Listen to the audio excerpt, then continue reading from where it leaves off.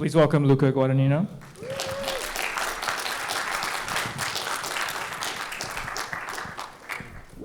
Thank you. I will start with a few questions before opening it up to the press. Maybe you could just begin by telling us about how you came to be involved with this project. The novel by André Aciman was published maybe 10 years ago, and I think it was being developed as a film for quite some time, and maybe even in a previous iteration before you came to be attached as the director. I've been approached by Peter Spears, who is with our Rosamund, the original producer of this film that kept nurturing this movie until now, because they were developing a script from the book by Aciman a year later, and because the book is set in Italy, they wanted to have my opinion on the wheres, the whereabouts, the house, to make a movie there. They were from here. So I started from reading the book, which I found endearing and beautiful, and then I received the script a few months later, and I started to give Was it a James Ivory script at No, that no, point? no, it was a script by another writer who was supposed to be the director of the version that he wanted to make. And we started by going scouting with Peter and with the director, and we understood the book was set in Liguria, for instance, which is the northest side of seaside of Italy, on the side of France. Bordighera is the town.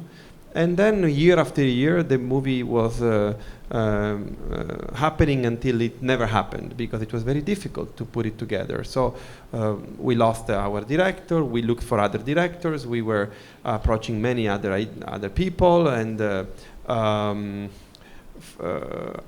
then from a position as a consultant, I've been, my ranks went up into this movie. I started to be an executive producer, then I was asked to be a producer, and we were really trying to make this happen. And Ivory was always part of the project, because James and Peter, they knew one another, and I knew James before, so it was a sort of godfather of the project. And one day he came to see me in my house in Crema, which is the same place where we shot the film, same area, and we said to ourselves, one another, why don't we try to see how we would do this film? So we tried ourselves on the script, and then a few years later, again, the movie was very difficult to put together. There weren't so many sources of finance. And finally, together with Memento in France and RT in Brazil, we found a way to make this movie happen for a teeny tiny budget and for me to direct, which was something I was resisting very, very strongly through the years. Why? I don't know. I wanted to explore a little bit more the world. I've been doing many movies in Italy at the time, but at the same time there was something very strong to me about these characters, and I wanted, in a way, I was resisting something that I felt I knew, possibly. Yeah, it was a very laborious and long process. I'm interested to hear you describe it as, something you felt you knew. I think we've seen a lot of films and read a lot of books about first love and sexual awakening, even queer sexual awakening. But I'm wondering what it was about this story, this novel, that made it, I don't know, different for you, or is this something different that you wanted to do in making a film like this? We've seen, I think, the bare bones of the story before, but I think there is a certain. Well, I don't know how to put it, because I don't want to sound neither pompous nor pretentious. So it's a very difficult one. But I will be honest, because New Yorkers are very direct. I always found myself restless as an audience member toward the films that tells the coming of age, that are hinging and they are basically relying on the cliché, on what is the assumption that a narrative has to deliver in order to get there, and there is always the cliché for every generation, and for those majority of cliched films, there are the standouts, and like this, in a snap, come back to my mind, Rebel Without a Cause by Nick Ray, of course. But there was one that was very, very, very dear to me, and it's Un os amour, to our loved one, by Maurice Pialat. What is great about Pialat cinema is the capacity that he has always had to really avoid the traps of a narrative and to be very at the center of his characters and to really be letting live the flesh and bone and blood and sperm and every other kind of biological fluids of these characters in a way that is really connected to an audience, because we are like the people in the screen. So I would say, and that's where my arrogance shows up, I wanted to prove myself that I could tell the story from the perspective of someone like Pialat instead of the perspective of a 3-act script. Are there specific cliches that you think are endemic to this coming-of-age genre that you wanted to avoid or subvert? I think, for instance, that the idea that there is a contrast against the lovers is something that is so artificial, you know, that there has to be somebody who's going to contrast them, like, and then the love will triumph, right? You know, and in the gay canon, it will triumph, or maybe it will be bittersweet, or it will not triumph, you know. So yeah, I think there's something quietly kind of radical about the fact that there are no like social forces aligned against the characters. You know, there's you really the only thing they're really fighting are their own impulses and time in some way. And I think that also allows you to really focus on the nuances, the very particular nuances of desire and how that takes shape, which is very, this is what I wanted to ask you about, just adapting the language of the book, which is so precise about that. But it's also a first-person narration in the book. And it's also a book that's narrated from some point in the future. It's narrated through like a haze of memory looking back. And I'm wondering if we talk about turning that voice, that first-person backward-looking voice into the language of a film. Well, the book was a sort of is a Proustian book about remembering things past and indulging into sort of into the age of the melancholy of lost things, I would say. I felt that was beautiful, but at the same time I felt that a movie in present time would have been much more efficient and strong in relaying, in making an audience to be in the shoes of these characters. Also, I personally dislike the idea of a voiceover of your main character telling you the story retrospectively, because in a way it's something that kills the surprise. I like in cinema when you have an omniscient narrator, like in Barry Lyndon, for instance. That is something that fascinates me a lot, and in fact I wanted to have that here. We drop it almost close to the picture locked, the idea of having that. And in a way, the narrator became Sufjan Stevens with these new songs made from our contemporarity, of a story that is back. Did you give, as you mentioned, these are sort of new songs by Sufjan Stevens. Did you give him any particular direction as to what you wanted, or? Well, no. I think that the direction was to ask him to do it, because it's Sufjan Stevens.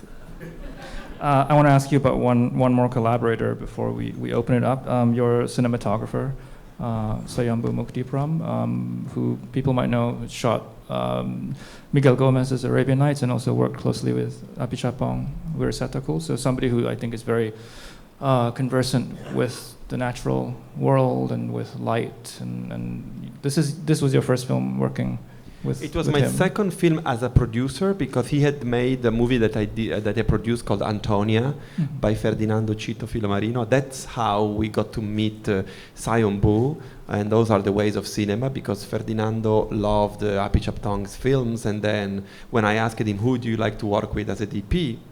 And he said to me, this guy, and we contacted him, and then Ferdinando and Sayonbu met, and they basically fall in love with one another, and he came to make this movie, which was his first non-Thai film ever. And then while we were doing Antonia, our production designer was Bruno Duarte, who was the production designer of Miguel Gomes, and then he went to do the Miguel Gomes film. But our relationship with Sayonbu was so exquisite and extraordinary, and his capacity of creating an atmosphere and at the same time understanding the characters was so astonishing that I had to beg Ferdinando to allow me to call Sayonbu because he was very jealous of his relationship, and finally he said, okay, go ahead. And I approached him and he came, and it's interesting that you say that he's working, that he has a very strong sensitivity of the natural light, which is true, but funny enough, we wanted to have this kind of scorching summer's heat in the film, but the film was, the process was really plagued by heavy rains that lasted almost for the entirety of the shoot, so he created the light completely artificially. It's a complete artificial light that tries to recreate Lombardian summer light from a Thailandese perspective. All right, we'll take some questions. We have mic runners. Yes? Thank you. It actually brought back a very lost memory for me watching the film, so I think that that's the highest compliment I can give to a filmmaker. Gentleman here is asking to elaborate about the usage of music in the movie, and in particular the score and the relationship between that score and Sufjan Stevens as a contemporary American artist to this film. The idea of the soundtrack started from two important guidelines. One was Elio is a pianist, he's a young pianist in the making. He may become a genius pianist afterwards. He plays and likes to transcribe music and adapt pieces that were not for piano. And in particular, he does that with the Bach piece that he teases Oliver with. So we wanted to be very close to him, and we wanted to be very close to Elio. And so we didn't want to have the usage of music that was a sort of commentary on the images, but more something that could spurt out of Elio himself. And so we thought of being very consistent in being close to the period of time, 1983, the kind of family, American, French, Italian, the level of education of the people, and the kind of canon they would have to be part of. So we went from the, let's say, early 20th century classics of Ravel and Debussy that in a way represent the curiosity of experiment that Elio himself embodies in his way of being, to the most, let's say, aggressive minimalism of John Adams that I've been working with his music for a long time already now, but it in a way was, that kind of hecticity was very similar to me, to the way I felt, for instance, Timothée Chalamet performance was unrolling on screen. At the same time, the second guideline was like, what is the sound of the summer? What is the radio, TV, what is playing? So we made our inquiries, we made our research, also not only personal, but also based on what we knew that 1983 summer was bringing in the radios, and we selected the pieces that were really consistent to that moment of time. And as I said before, we wanted to have a sort of narrator that could have made justice of the idea of the of the book being drawn by the narrative of Elio, but we wanted something that wasn't as close to as in first person. And I felt Sufjan lyricism, both in the music and in the voice and the lyrics itself, had some beautiful elusiveness on one hand, and on the other hand poignancy that were really resonant. In fact, when I approached him, and he's an artist who is not somebody, I mean, he's very private, he's very reserved person, and as artist. So it was quite of a challenge to see if he wanted to play with us. And eventually when he did say yes, his tools were the script, the book, our conversation about the characters, and I would say his own source of inspirations. And he sent us, I wanted one song and he gave us two, Visions of Gideon, which is the one that closes the movie, and Mystery of Love.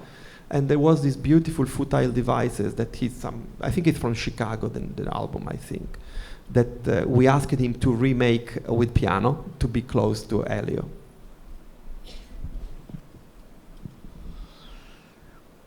Yep.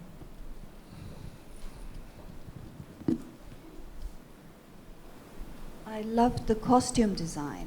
I thought on the one hand, it was extremely accurate. The parents' clothes would all be hanging in my parents' closet. And at the same time, Elio's clothes are so nicely between boy and man. Could you talk a little bit about the costumes? Thank you. I will tell this to Giulia Piersanti, the costume designer. It was very important for us for the movie not to look period, and for the movie not to look in a way a reflection on the 80s, the way usually cinema does when it becomes period. You know, like it's very difficult to resist the temptation of thinking of a period from our perspective and to say, okay, our idea of the age. I mean, you see, for instance, a masterpiece of all times that is 2001, and we can't deny the fact that there is a lot of courage and that there is a lot of 60s futuristic fashion in the way Kubrick and his team put together the idea of 2001. In fact, 2001 wasn't like that when we got there, finally. And I respect that. I like that. Another way of making a costume design that is striking and astonishing is like what Milena Canonero did with Dick Tracy. The idea of the cartoon 40s and Hollywood was fantastic. But what I prefer for myself is to be invisible, to really try to, which is probably the greatest of the artifices, to reconstruct something that is not anymore, but try to be as close to what was it. So we had a lot of research. One thing we did, Crema is a very small village, so we found the possibility to enter in other people's houses, and they gave us their pictures of their 80s. So we had like a big book, and we discovered a lot. For instance, not all the ladies had big shoulders. Not all the ladies had big hair. This is something that became a sort of a canon of the 80s representation, but that's not exactly how it was. And again, the Maurice Pialat film was also a great guide, because that is a 1983 film. Yeah, I like him, talking about costume design, I like very much how Giulia indicated where Elio is going at the very end of the movie with this kind of new romantic look. It was very, very, very, very, very beautiful. And you know, like sometimes when you work in a movie and you have like 50 people around you, everyone has their own film. And when she came with this shirt full of faces, looking here and there, I really found beautiful, because she found this idea that was very strong for him. It was very strong, and helped me, Timmy, to put that last image together. Could you speak about... Then the lady with the pink shirt.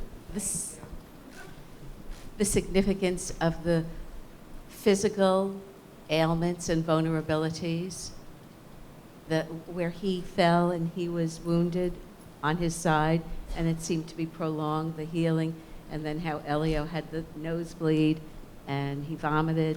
So what was the significance of putting that? Well, I'm a very shy person when it comes to talk about significance in my films, and I think it's a big sin of any director to try to explain what he or she wants to do. I think, so to be coy, I would say that, you know, the kid is all over the places. So he falls, he bleeds, he has a lot of, you know, the body is really going everywhere. I read many years ago a book by Françoise Dolto called Adolescence, which she said something interesting, because she said the body of an adolescent is a body that is in the making. I mean, we age, but the body of an adolescent is really going everywhere, and the person doesn't know where it's going. I like that. So I think that possibly the answer. I think that was the lady. Thank you. Can you talk about casting Armie and Timothy? What did you see in each of those actors that you felt resembled their characters most? And did you do a chemistry test to see if they got on? Well, I think the place where I found, where I saw them for this, where it was me. Because I met Timmy a few years while I was still producing the film, and Brian Swarstrom, who is the agent of Timothy and also a friend of the court, as they say here, he said we should meet because this young man is fantastic. And we did meet, and I really felt immediately that he had the ambition, the intelligence, the sensitivity, the naivety, and the artistry to be Elio. And in fact, I kept having a relationship with him through the years. And then when I decided that I was doing the movie, I called him and we had our final conversation, which was the beginning of everything in a way. So, and I fall for him. And then for Armie, the same. Like I saw him in the social network. I think that was where we all got aware of him. Then I followed his movies. I found that, for instance, he was fantastic in The Lone Ranger, an unlucky film, but I really appreciated. And he was, the portrait he made of the lover of J. Edgar Hoover in J. Edgar was beautiful. So I met him, and I would say I found the two men playing the roles capable of showing fragility, and I think that is important. For the chemistry, I don't do chemistry tests. I don't do auditions as well. I felt I was cool with them, so I thought arrogantly enough that they were going to be cool between one another.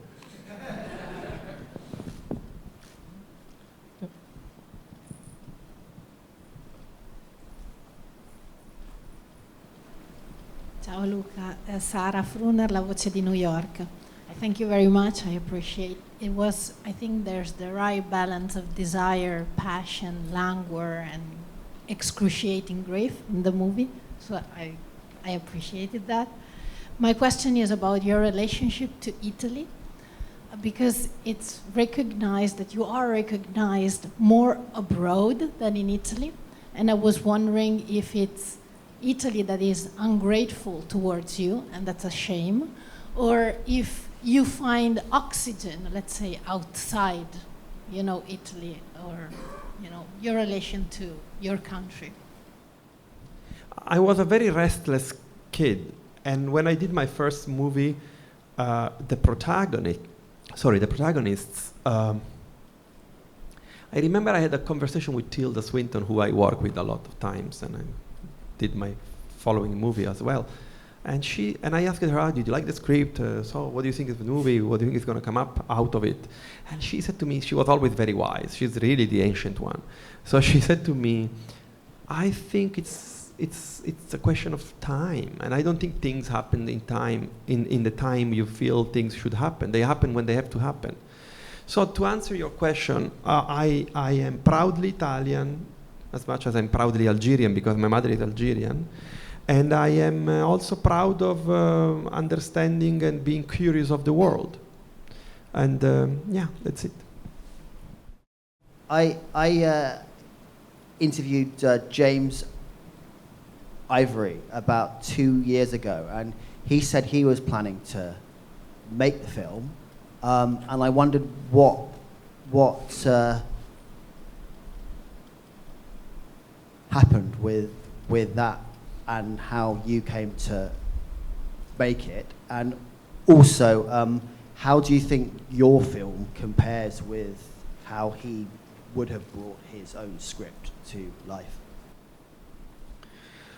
Well, the ways of cinema are always very cruel, complicated, difficult, merciless, and among the unfairness of life, there is also the one in which we couldn't put together the movie directed by James Ivory, because it was a much more costly film. It was a different film that didn't meet the standards of the market.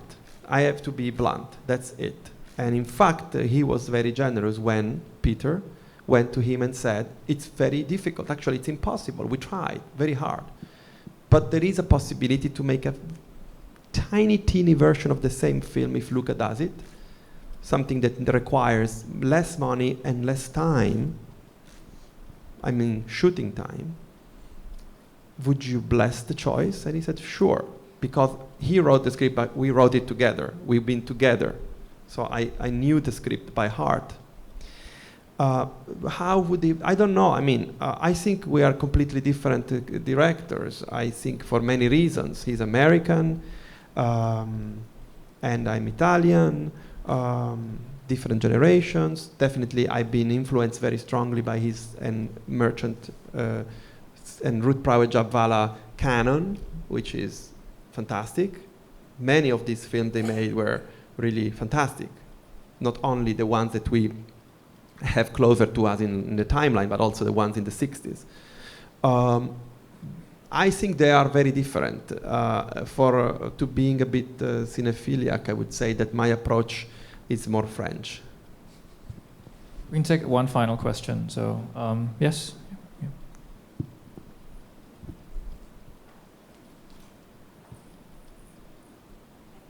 Thank you. It's a beautiful film, and I'm interested to know what some of your favorite love stories on film have been. I think that I would say three movies. One is Vertigo by Alfred Hitchcock, which is the morbidity of love. The second one is La Talente by Jean Vigo, which I think played recently in New York, right? We're showing it this afternoon, actually. Amazing film, like really amazing. And congratulations for the showing. And the third one is a Voyage to Italy by Roberto Rossellini. I mean, those are the three that comes off in my mind right now, but there are many. Thank you. I'm afraid that's all we have time for, but Luca, thank you so much. Thank you so much.